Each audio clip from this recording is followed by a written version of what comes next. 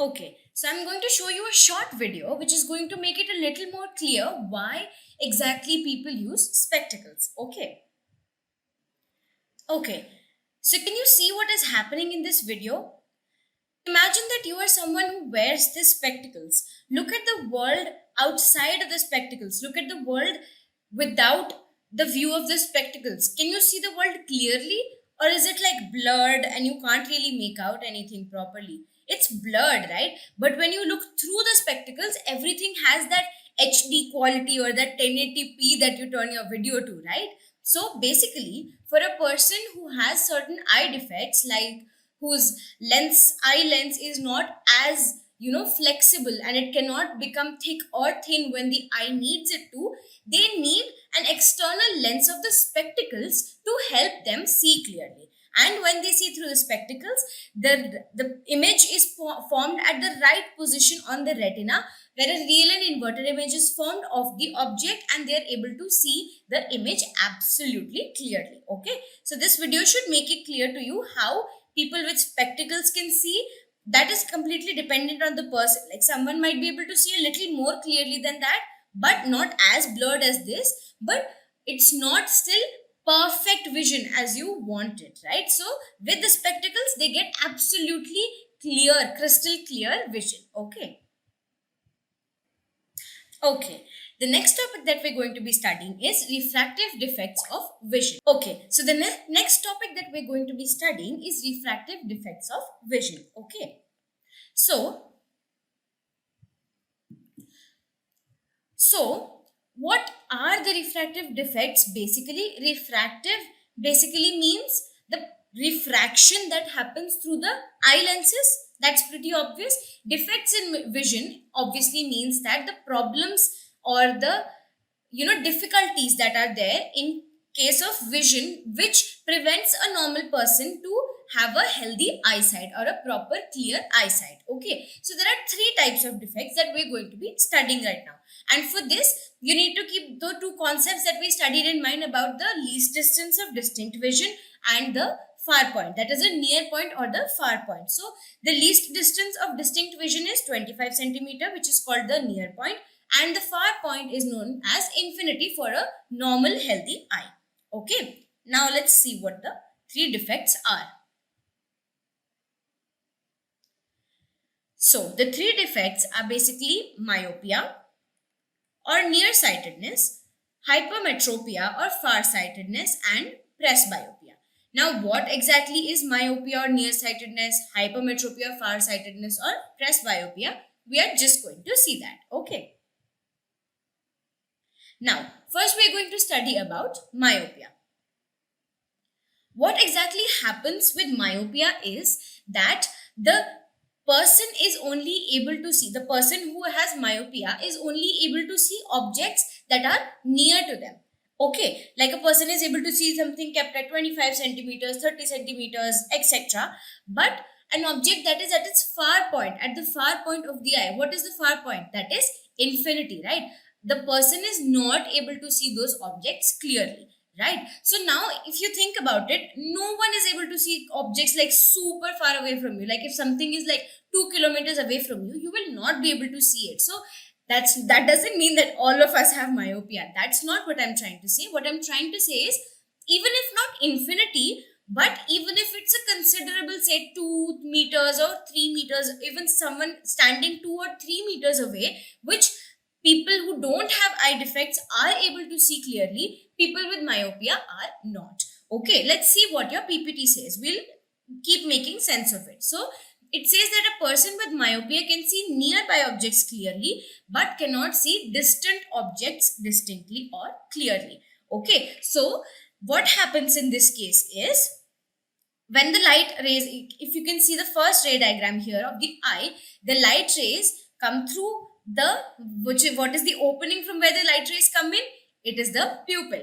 Then your eye lens refracts those light rays, and there is an image formed at the retina, right? You can see this is like a broad ray shown. You can also show it like these two rays come and converge at a point on your retina, if this is your retina. right? It is shown in different ways in different books. What you need to know is, you can see here clearly that the image is being formed at the retina, right? But in case of a myopic eye, this second figure right here, this was a normal eye or normal vision. The second one shows a myopic eye, or what happens inside the eye of a person who has myopia. These two rays meet actually at a point a little before the retina. So think about it. If the retina is the screen where the image is supposed to be captured, and we know that our eye cannot move, the retina cannot move closer, obviously, right? The retina is fixed, the eye shape is fixed. So if the ray is converged somewhere before the retina, would a person be able to see the image of the object? No, right? It has to be formed on the retina or the screen of the eye, right? So that is what happens in case of a myopic person, that the image is formed somewhere here. So if this is your eye and the ray comes through your eye lens, it is converged somewhere here instead of somewhere here on the retina. So because of this, because the image is not formed or the rays do not converge at the retina, the person cannot see. So now think about it. If I don't want to tell you what type of lens it is. Obviously, you can see it on your PPT, but I still want you to think about it a little bit. Now just think about it. If an image is being formed here and I want the image to be formed a little farther away, it is being formed here, I want it to be formed here, and the lens is here. So, what type of lens would I use? What does a converging lens do? A converging lens or a convex lens makes the rays meet a little before they actually do, right? So, do I want to converge the rays? The rays are meeting here, but I actually want them to meet here at this point. What would I want the rays to do? Would I want the rays to converge even more? What would happen if these rays converged even more? They would form the image somewhere around here, even more converged. Converged means meeting even faster. So would the person be able to see if this is the retina? Would this person be able to see if I helped him by giving him a convex lens? No, right? But if I gave him a concave lens, you remember what is a concave lens? Converging or diverging? It is a diverging lens, right? So students, I hope you know by now that all the concepts that we have done in the previous chapter are going to be used here. So if you have confusion about any of those topics, you need to go back and revise it. Otherwise, this would not be that clear to you, okay? So a concave lens is a diverging lens. So if I want the image to be formed here at this point instead of this point, if I use a concave lens or a diverging lens, what would happen? These rays coming like this would actually diverge a little bit more and they would meet a little bit farther, right? So if instead of meeting at this point, they diverge a little bit and they meet somewhere around here. So now the myopic person is able to see the image. He's happy because the image is formed on his retina. So now you have to start thinking like this. Now you have to start applying those concepts that you have learned. Concave lens, convex lens, what does it do? Where is the image formed? So all of these things. So right now we saw that in a myopic eye, the image actually forms at a point before the retina. And that is why the myopic person can't see that image. So we use a concave lens because it is what? It is a diverging lens and it forms the image at a little more distance, that is on the retina. So say that a concave lens is a more diverging. We have two concave lenses and this concave lens 1, is more diverging than lens 2. That means if this lens is used, maybe it diverges the ray even more and it meets somewhere here. Would that work for us? No, right? Because we want the image to be formed at the retina. So we would reject this lens. Then we would use this lens. And then we would see if this lens is able to form, if this lens is able to correctly diverge. We want the rays to be diverged just by the right amount so that they go and meet at the retina. So not all lenses are fit for it, and that is why when you go to an eye doctor, he doesn't just give you any lens, he always sits you down, he puts those spectacles on you, he puts lenses of different powers into your eye and then asks you, okay, are you able to see with this clearly, or are you able to see with this clearly? So basically he's seeing that what power of the lens do you need, or how much converging lens do you need. So if there are two eyes like this, there are two myopic eyes, both of them are myopic eyes, okay. In one myopic eye the image is formed here, and in one myopic eye the image is formed here. So you can obviously tell that this eye needs needs a more diverging lens than this eye, right? Because this eye has this much distance to travel for the image to reach the retina, but this myopic eye comparatively has a smaller distance, so it does not need a very diverging concave lens for the image to be formed at the retina, right? So like this, the different powers of the lenses are decided, okay. Okay, so this is what actually happens in a myopic eye. See, a flower, which is any object kept at a little farther distance, say more than like 4 or 5 meters from the myopic eye, its image is actually formed not on the retina but somewhere before the retina, right? So you can see it's a very small difference only. If you carefully look at that point where the rays are meeting, they are meeting not exactly at the retina but just a little before. So that inverted image of the flower is formed not on the retina but a little to the left of the retina.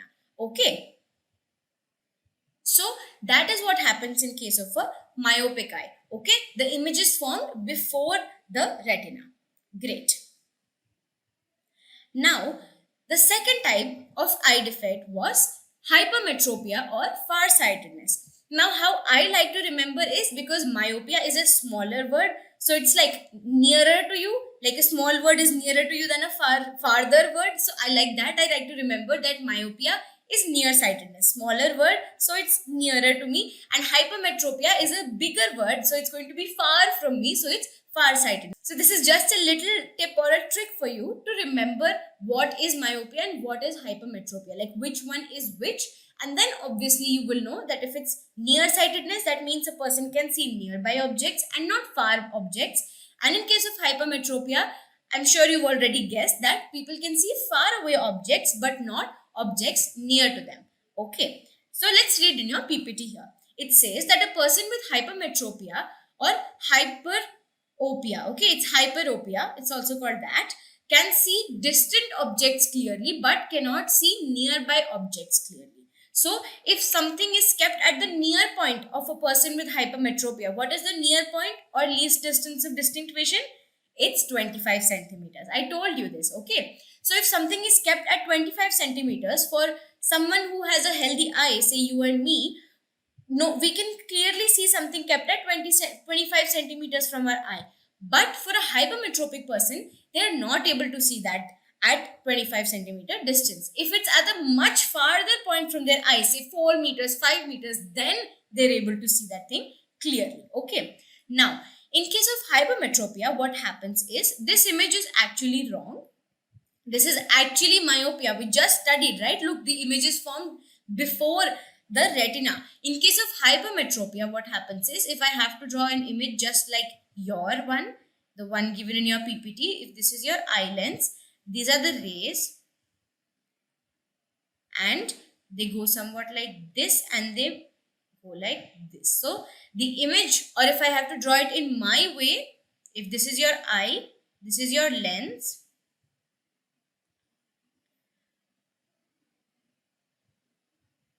and if the rays are coming like this, they get converged somewhere here. So they get actually converged after the retina has arrived. So will we be able to see the image of this object because it's on the other side of the retina? No, right? We need the image to be exactly on the retina for us to be able to see it clearly. Okay. So in this case, now think about it. Do you need these rays to converge, like meet a little before, or diverge and meet a little even more further to the right side? You need them to converge, right? Because the retina has been left behind. So what do we use? Do we use a converging lens or a diverging lens? We use a converging lens, which is a convex lens. If you were able to think that, and if you were able to answer that question yourself, excellent. You are very clear with your concepts. And even if you weren't, that is okay. Go brush up on your concepts and it will be very clear to you. Okay. So here we use a convex lens so that these rays that are converging at a much farther point are converged somewhere here, and the object's image is formed at the retina. Okay, so a convex lens of appropriate power is used. Appropriate power, again, if I say that these are two hypermetropic eyes, like if one eye, this is the eye lens, if it is being formed somewhere here, and in case of this eye, it is being formed somewhere here. So, which eye is going to need a convex lens of much more power, which is going to need much higher converging for the image to be formed at the retina? For one or two? For one. Very good. Why? Because here the image is at a much greater distance to the right side of retina. So, a convex lens of much more power is required to converge it at this point. But here, the distance is not as much compared to the first eye. So, a convex lens of comparatively lesser power is used in case of the second eye. Okay. So, what did we get to know about hypermetropia and myopia? I'm just going to show you another short video, okay, about hypermetropia. Okay, so farsightedness or hypermetropia, what happens? The light rays come like this and they actually meet at a point much after the retina or much farther than the retina. So, a person with hypermetropia, if they have a newspaper like you just saw here, if they have the newspaper at say 25 centimeters, which is the normal near point for a human eye, at 25 centimeters for them, it would look like this to them. It would look blurred to them. Okay. So now we know what is myopia or nearsightedness. That means the far point of an eye with myopia is nearer than infinity. That means a person with a myopic eye can't see at infinity or can't see objects which are far away from them. And in case of hypermetropia, it is a far-sightedness. That means near point of that eye is farther than 25 centimeters. That is, near point is 25 centimeters, but a hypermetropic eye can't see clearly even if an object is kept at 25 centimeters from them. Okay, it can see only when it's much farther than that. Okay, moving on.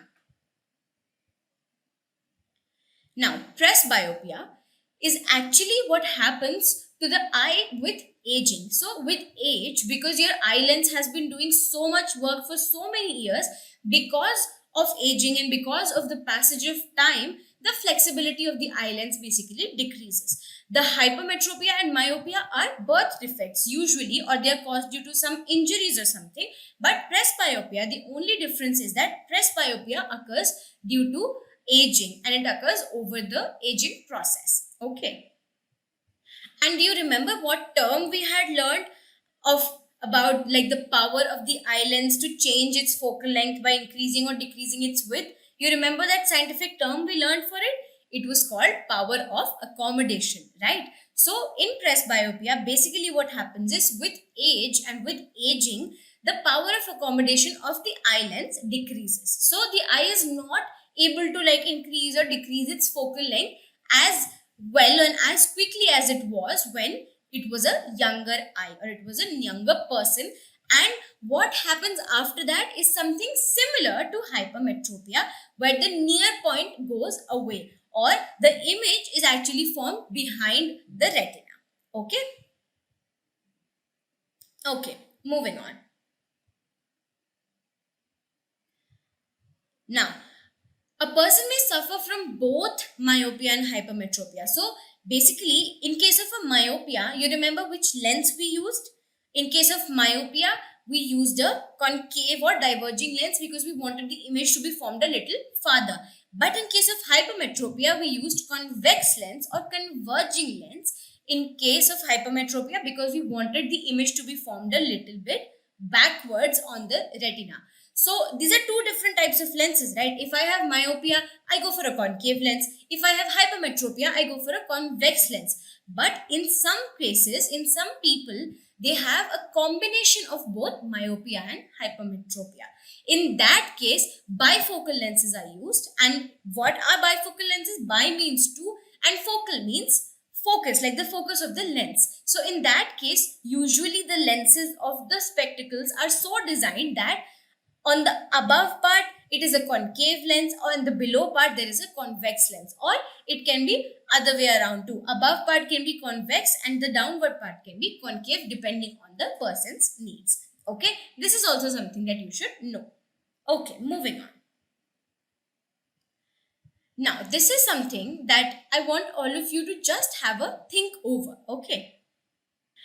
And why do I want you to think it over? Because it's a very personal thing, but it is also a very good deed that you would be doing to the society. So, what exactly is eye donation?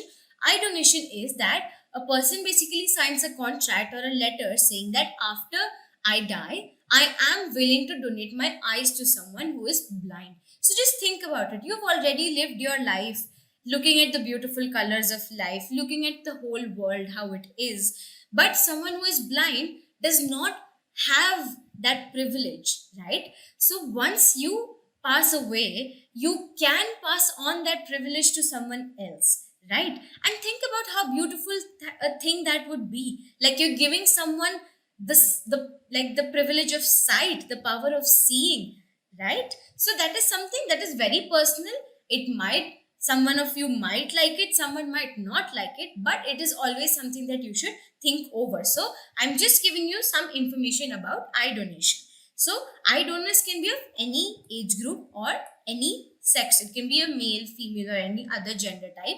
People who use spectacles, it's not like if you have had a cataract surgery or any eye surgery or you had specs, that doesn't mean that you cannot donate your eyes, okay? And people who are diabetic, have hypertension and asthma, and those without communicable diseases also can donate eyes, okay? Then the eyes must be removed 4 to 6 hours after death. So if someone has willingly wanted to donate eyes once they pass away, the eyes are actually taken out from their body 4 to 6 hours after death. Even if it goes beyond 6 hours, then we run the risk of not having a healthy eye, or the eye decaying, so to say. So it's not a usable eye. It can't be passed on to someone else. Okay, then you have to inform the eye bank, nearest eye bank, immediately. The eye bank team will remove the eyes at the home of the deceased or at the hospital. And this eye removal takes only 10 to 15 minutes, and it is only a simple process. So it doesn't necessarily mean that someone who has passed away must have given the the permission to do that. If someone in the family thinks that the passed away person would have been okay with the eye donation and would have actually liked it, that is also something that you can look into, okay? And it would be a very good deed to the society. Okay, moving on. Now we're going to do some questions. So here, question 1 says, what is meant by the power of accommodation of the eye? Now, if you think back to the notes that we studied, it said that the power of accommodation is basically the ability or the power of our eye lens to be able to change the focal length of that lens by changing the curvature or the width. So if we have to write what this means, we're going to write that power of accommodation, I'm writing it in short form, you will write it fully. Power of accommodation is the ability or power of our eyes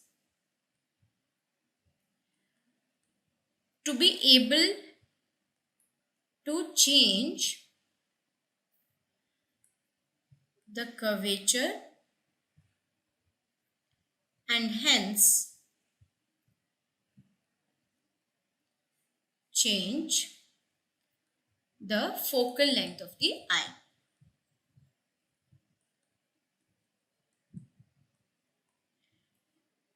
What does this mean? This means that able to change the curvature and then the focal length. Basically, the ciliary muscles, what do the ciliary muscles do? They contract or relax and they allow the eye lens to either become thick or thin. So this thickening or the thinning of the eye lens is basically the change in curvature that we are referring to, and because of the change in curvature, that is a change in the focal length of the eye lens. And we studied that if the width increases, the focal length decreases, width of the eye lens, and if the width of the focal length decreases, if the width of the lens decreases, then the focal length increases. Okay, that is about the power of accommodation of the eye. Next question. It says, a person with a myopic eye cannot see objects beyond 1.2 meters distinctly. What should be the type of corrective lens used to restore proper vision? So, first you will write that myopia is also known as nearsightedness. That means a person can see objects near to them clearly and not far away objects. So, in a normal person or a healthy person's eye, in a normal eye, far point should be infinity, right? We already know this. By infinity, we don't mean like thousands of kilometers. By infinity, we mean a large, comparatively larger distance, say 5 meters, 6 meters. But here, in the myopic eye case, the person is not able to see beyond 1.2 meters. That is a very small distance. 1.2 meters is not a very long distance. So that means that the far point of the eye is actually much nearer than infinity. So what happens? Do you remember in case of myopia? You can remember it like this. Like I told you, how do you remember myopia? Because it's a shorter word, so it is near to you, so it is nearsightedness. So if you also want to remember where the image is actually formed in a myopic eye, you can also remember that it is formed nearer. That means it is formed nearer to the eye lens, so it is formed somewhere here. Okay. So now, if I want these rays to, instead of go like this, I want them to go like this. So am I making these rays diverge or making these rays converge? I'm making the rays diverge, right? So what type of lens would I use for this? I would use a diverging lens or a concave lens. Okay, and that is your answer. So even if the question just asks you what lens should be used, you should give a brief about just a small 1-2 lines about what is myopia and what happens in the case of myopia, and then give your answer. So that makes your answer complete. Okay, and that shows the examiner that you know what you have studied.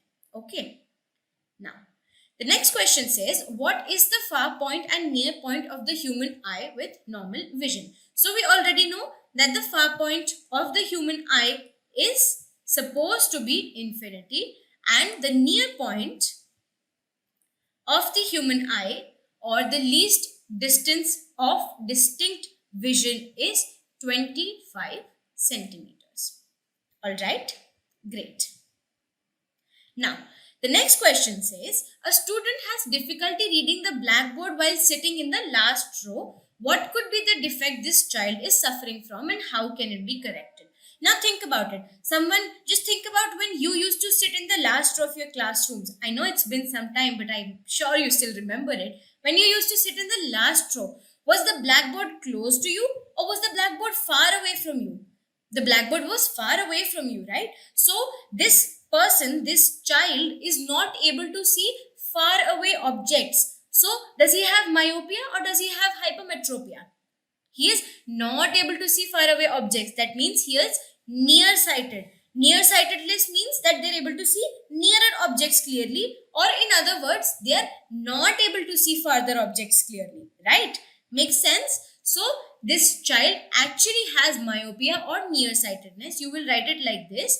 I'm just writing myopia, but you will write the whole sentence that this student is actually suffering from myopia or nearsightedness, because of which he or she will only be able to see objects near to their eye, but not objects that are at a larger distance from their eye, like the blackboard. So what could be the defect? We have our answer, myopia. How can it be corrected?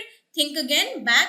Where is, in case of myopia is a smaller word, nearer. So image form nearer to the lens. So image is formed somewhere here.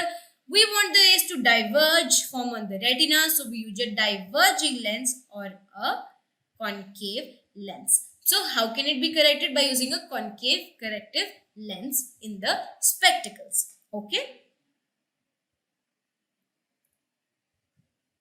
Great. So, right now, what did we study, students? We studied about myopia, hypermetropia, and presbyopia and how they can be corrected. So, make sure you remember what exactly is myopia. Like in this last question, it didn't ask you by saying that he can only see objects near to them. So, that would have been very obvious. Okay, he can see nearby objects, so only it has myopia. But it said it cannot see, the student cannot see far away objects. So, you have to think about it a little bit like this. He can't see faraway objects. That means he can see nearby objects. So the student has myopia.